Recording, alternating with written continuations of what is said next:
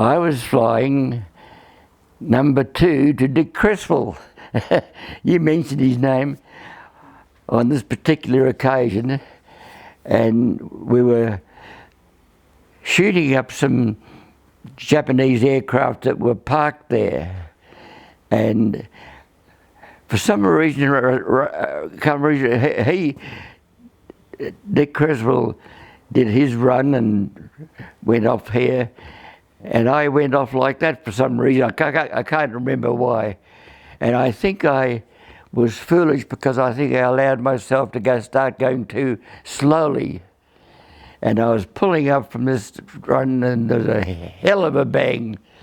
And that was when I was hitting the wing by what was believed to be a 20mm explosive bullet.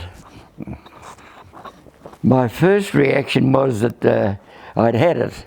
I couldn't believe with such a loud bang that my aircraft would still fly. But by holding the stick hard against the cockpit wall on the left-hand side, I was able to fly level because I'd lost all the lift in my right wing, or a lot of it. Dick Creswell ringed up and he said, "Where the hell are you, number 2? And I explained, and one of our own aircraft, or 2 of them, one on each side, were escorting me, and I decided I'd try and get back to Morotai, which was the strip in the Halmaheras that was held by us. It was our operational strip. And my thought was that if my aircraft became more difficult to manage, I may have to bail out. But that wouldn't have been too bad because we would have been overseas. And but anyhow,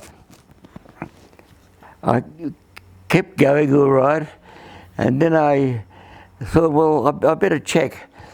And I said to the aircraft that were flying with me on the radio, I said, I'm going to put my wheels down.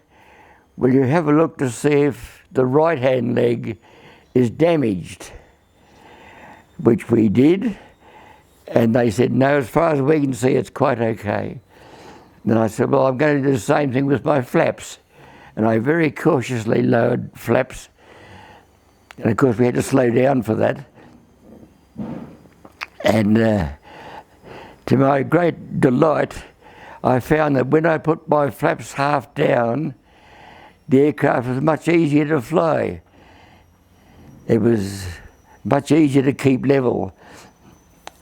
So I left them down and I did a high-speed wheelie landing at Morotai because I had no idea what the stall speed of my right wing would be. It was badly damaged.